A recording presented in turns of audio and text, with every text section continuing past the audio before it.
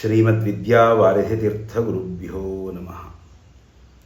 ಭಾವಿಸವೀರ ಶ್ರೀಮದ್ ವಾದಿರಾಜತೀರ್ಥ ಗುರು ಸಾರ್ವಭೌಮರ ರುಜುತ್ವವನ್ನು ವಿರೋಧ ಮಾಡಲಿಕ್ಕೆ ಬಂದಂತಹ ಏನು ಈ ಎಲ್ಲ ಜನ ಇದ್ದಾರೆ, ಹೆಜ್ಜೆ ಹೆಜ್ಜೆಗೆ ತಮ್ಮ ಅಜ್ಞಾನ, ಪೂರ್ವಾಗ್ರಹ, ದ್ವೇಷ ಇವೆಲ್ಲವನ್ನು ಪ್ರಕಟ ಮಾಡಿಕೊಳ್ತಾನೆ ಬರ್ತಿದ್ದಾರೆ.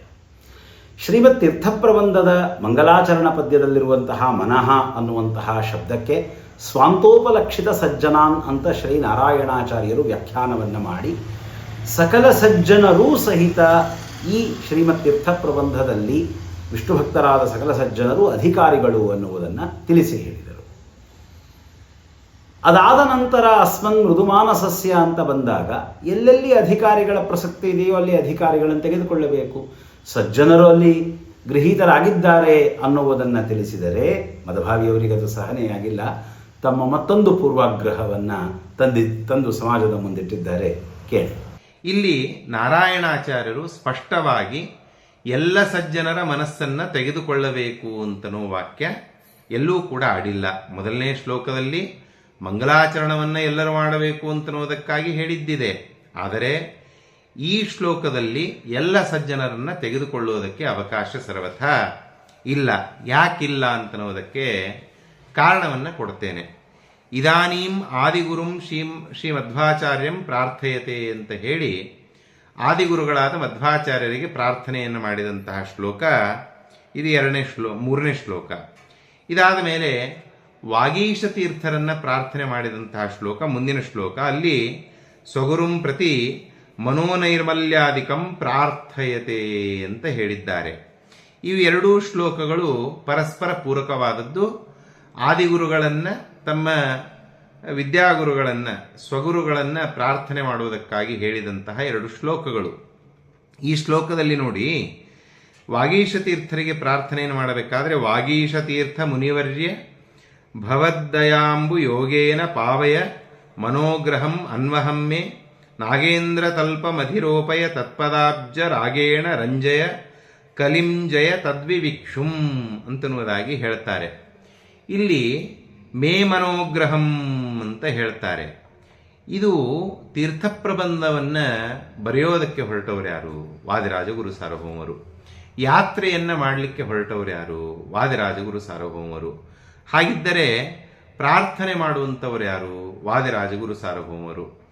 ಈ 4ನೇ ಶ್ಲೋಕದಲ್ಲಿ ಮೇ ಮನೋಗ್ರಹಂ ಅಂತ ಹೇಳಿ ಅಲ್ಲಿ ಏಕವಚನವನ್ನು ಆಡಿದ್ದಾರೆ. ಅಂದಮೇಲೆ ಇಲ್ಲಿ 3ನೇ ಶ್ಲೋಕದಲ್ಲಿ ಶ್ರೀಮದಾನಂದ ತೀರ್ಥರಿಗೆ ಪ್ರಾರ್ಥನೆಯನ್ನು ಮಾಡುವಂತಹ ಶ್ಲೋಕದಲ್ಲಿಯೂ ಕೂಡ ನಾವು ಅಸ್ಮನ್ ಮೃದುಮಾನಸಸ್ಯ ಅಂತ ಹೇಳಿದಾಗ ಅಸ್ಮಾಕಂ ಮೃದುಮಾನಸಸ್ಯ ಎಂಬುವ ವ್ಯಾಖ್ಯಾನ ಮಾಡಿದರೂ ಕೂಡ ಇಲ್ಲಿ ವಾದಿರಾಜಗುರು ಸಾರ್ವಭೌಮರನ್ನ ಮಾತ್ರ ನಾವು ತೆಗೆದುಕೊಳ್ಳಬೇಕು. ಮದಭಾವಿಯವರ ಪೂರ್ವಾಗ್ರಹಗಳೇನೇನಿವೆ ಇಲ್ಲಿ? ಮಂಗಲಾಚರಣ ಶ್ಲೋಕದಲ್ಲಿ ಮನಃ ಅಂತ ಸಕಲ ಸಜ್ಜನರನ್ನು ಹೇಳಿದ್ದಾರೆ, ಅಲ್ಲಿ ಹೇಳ್ಕೊಳ್ಳಿ. ಆದರೆ ಅಸ್ಮನ್ ಮೃದುಮಾನಸಸ್ಯ ಅನ್ನೋ ಕಡೆಗೆ ಹೇಳೋ ಆಗಿಲ್ಲ, ಅಲ್ಲಿ ಸಜ್ಜನರನ್ನು ತಗೋಬಾರ್ದಂತೆ.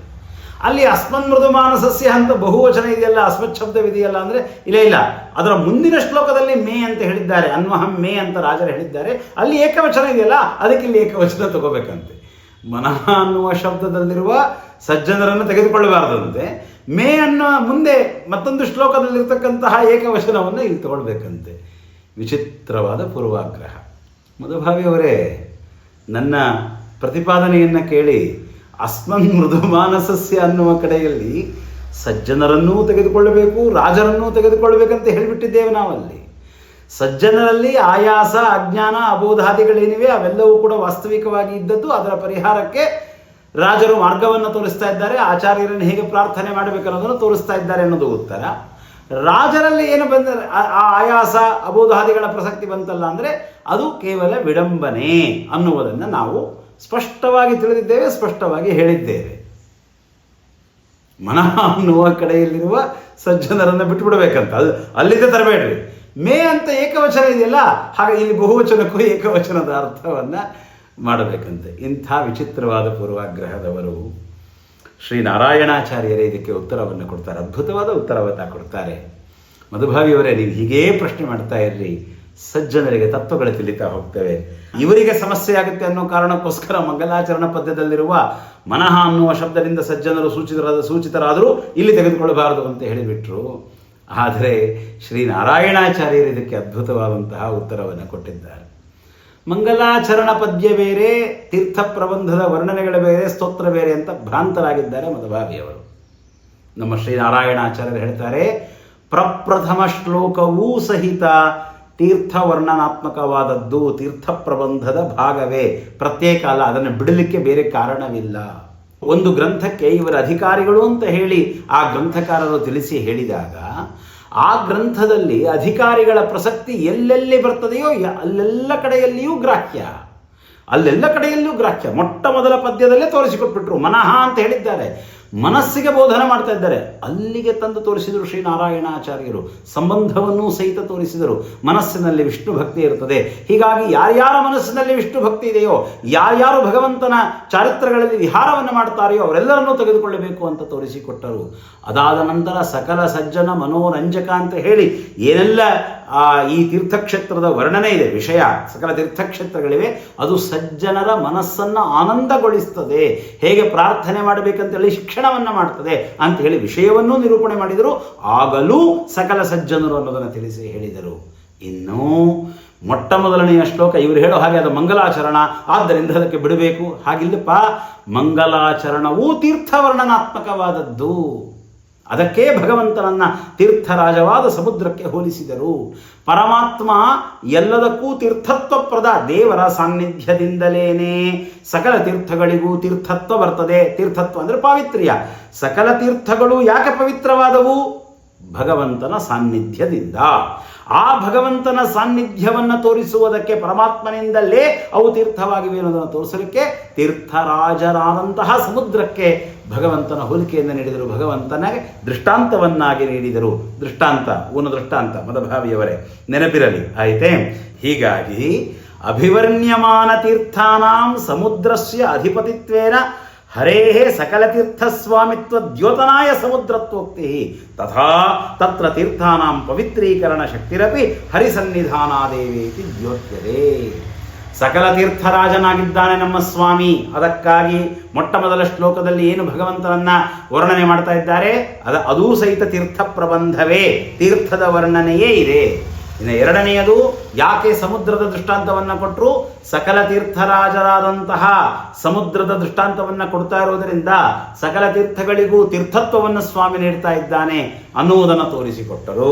ಇನ್ನು ಮೂರನೆಯದು, ಆ ಏನು ತೀರ್ಥರಾಜ ಕಾವ್ಯದಲ್ಲಿ ಇರತಕ್ಕಂತಹ ಏನೆಲ್ಲ ತೀರ್ಥಗಳ ವರ್ಣನೆ ಇದೆ, ಮುಂದೆ ಮಾತ್ರ ಬರ್ತಾ ಇರೋದಲ್ಲಪ್ಪ, ಪ್ರಪ್ರಥಮ ಶ್ಲೋಕದಲ್ಲೇ ತೀರ್ಥದ ವರ್ಣನೆ ಇದೆ. ಯಾವ ತೀರ್ಥ ಅದು? ತೀರ್ಥರಾಜನಾದ ಸಕಲ ತೀರ್ಥಗಳಿಗೆ ತೀರ್ಥತ್ವವನ್ನು ಕೊಡುವ ಶ್ರೀಮನ್ನಾರಾಯಣನ ವರ್ಣನೆ. ಇವರು ಹೇಳ್ತಾರೆ ಅದು ಮಂಗಲಾಚರಣ ಪದ್ಯ ಅಂತೆ, ಬಿಡಬೇಕಂತೆ. ಹಿಂದು ಮುಂದಿನ ವಾಕ್ಯಗಳನ್ನು ನೋಡದೆ ಮಾತನಾಡ್ತೀರಿ. ಇದು ಏನು ಗುರುಪದೇಶ ಪಡೆದಿದ್ದೀರೋ ನಿಮ್ಮ ಗುರುಗಳೇ ಬಲ್ಲರು. ಇನ್ನು ಅಧಿಕಾರ ಅಂತನ್ನೋದು ಎಲ್ಲ ಕಡೆಗೆ ಅನುವರ್ತಮಾನ. ಎಲ್ಲೆಲ್ಲಿ ಅಧಿಕಾರಿಗಳ ಪ್ರಸಕ್ತಿ ಇದೆಯೋ ಅಲ್ಲೆಲ್ಲ ಕಡೆಗೆ ಅವರನ್ನು ತೆಗೆದುಕೊಳ್ಳಬೇಕು.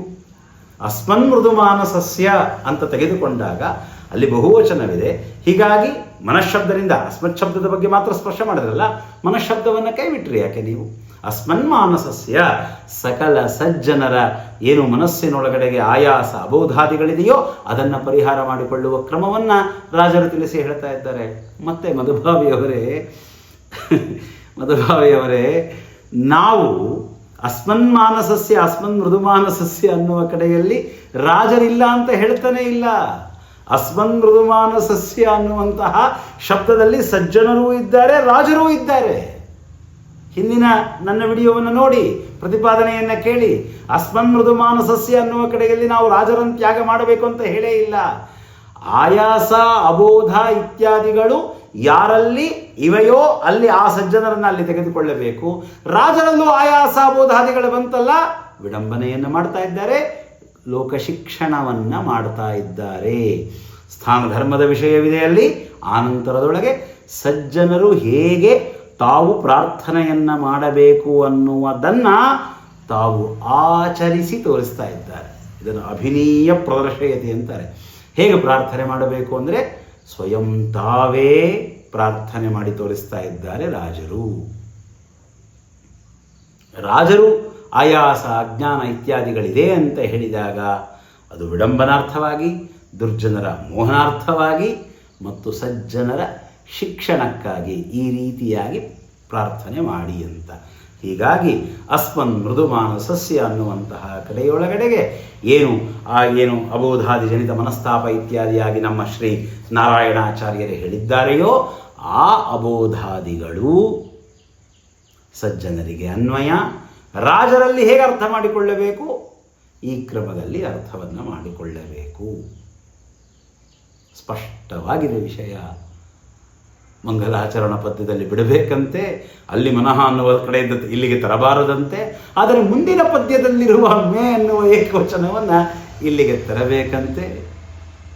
ಅಧಿಕಾರ ಅಂದರೇನು, ಅಧಿಕಾರಿಗಳು ಅಂದರೇನು, ಆ ಅಧಿಕಾರಿಗಳು ಯಾವ್ಯಾವ ರೀತಿಯಾಗಿ ಪ್ರಸಕ್ತರಾಗಿದ್ದಾರೆ ಅನ್ನೋದನ್ನು ಬ್ರಹ್ಮಸೂತ್ರಾದಿಗಳಲ್ಲಿ ಅದೆಷ್ಟು ಅದ್ಭುತವಾಗಿ ಶ್ರೀಮದ್ ಆಚಾರ್ಯರು ಶ್ರೀಮಠ್ ಟೀಕಾಕೃತ್ಪಾದರು ತೋರಿಸಿಕೊಡ್ತಾರೆ. ಎಷ್ಟು ಅದ್ಭುತವಾಗಿ ತೋರಿಸಿಕೊಡ್ತಾರೆ.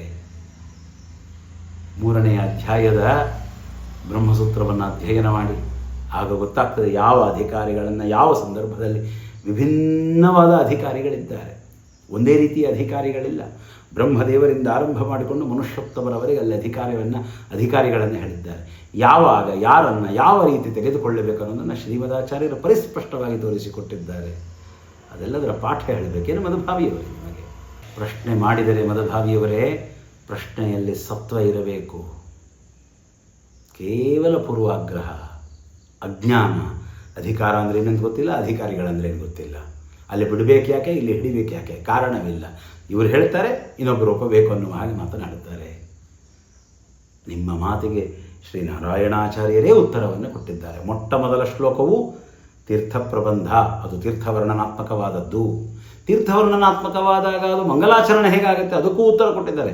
ಹರಿ ಅನ್ನೋ ಒಂದು ಶಬ್ದ ಹೇಳಿದ್ರಲ್ಲ, ಅದರಿಂದಲೇ ಸಕಲ ಮಂಗಲಾಚರಣವು ಸಿದ್ಧವಾಗುತ್ತೆ ಅಂತ ಸ್ಪಷ್ಟವಾಗಿ ಅತ್ರ ಪರಮ ಮಂಗಲ ರೂಪ ದೇವತಾವಾಚಕ ಹರಿಶಬ್ದ ಪ್ರಯೋಗ ದೇವ ಸರ್ವಸಾಮಂಜಸ್ಯೇಪಿ ಅಂತ ಹೇಳಿ ಅದನ್ನೂ ಸಹಿತ ಸೂಚನೆ ಮಾಡಿಕೊಟ್ಟಿದ್ದಾರೆ. ಪ್ರಥಮ ಶ್ಲೋಕವೇ ತೀರ್ಥವರ್ಣನಾತ್ಮಕವಾದದ್ದು. ಹೀಗಾಗಿ ಅದನ್ನು ಬಿಡುವ ಪ್ರಸಕ್ತಿ ಇಲ್ಲ. ಅಸ್ಮನ್ ಮೃದು ಮಾನಸಸ್ಯ ಅನ್ನುವ ಕಡೆಯಲ್ಲಿ ಸಕಲ ಸಜ್ಜನರೂ ಸಹಿತ ವಿವಕ್ಷಿತರು. ಯಥಾಯೋಗ್ಯಂ ಸಂಬಂಧ, ಯಾವ ಸಜ್ಜನರಲ್ಲಿ ಆಯಾಸ ಅಬೋಧಾದಿಗಳು ಇವೆಯೋ, ವಾಸ್ತವಿಕವಾಗಿದೆಯೋ ಅಲ್ಲಿ ವಾಸ್ತವಿಕವಾಗಿ ತಿಳಿಯತಕ್ಕದ್ದು. ಎಲ್ಲಿ ಇಲ್ಲ, ರಾಜರೊಳಗಡೆಗೆ ಇಲ್ಲ, ಆ ಸಂದರ್ಭದೊಳಗೆ ಅವರು ಅದನ್ನು ವಿಡಂಬನೆ ಮಾಡ್ತಾ ಇದ್ದಾರೆ, ಮೋಹನಾರ್ಥವಾಗಿ ಮಾಡ್ತಾ ಇದ್ದಾರೆ ಮತ್ತು ಸಜ್ಜನ ಶಿಕ್ಷಣಕ್ಕಾಗಿ ಮಾಡ್ತಾ ಇದ್ದಾರೆ ಅಂತ ತಿಳಿಯತಕ್ಕದ್ದು. ಸರಳವಾಗಿದೆ ವಿಷಯ ಅಂತ ಹೇಳ್ತಾ ಗುರುವಂತರ್ಗತ ಮಧ್ವಾಂತರ್ಗತ ಶ್ರೀಕೃಷ್ಣಾರ್ಪಣಮಸ್ತು.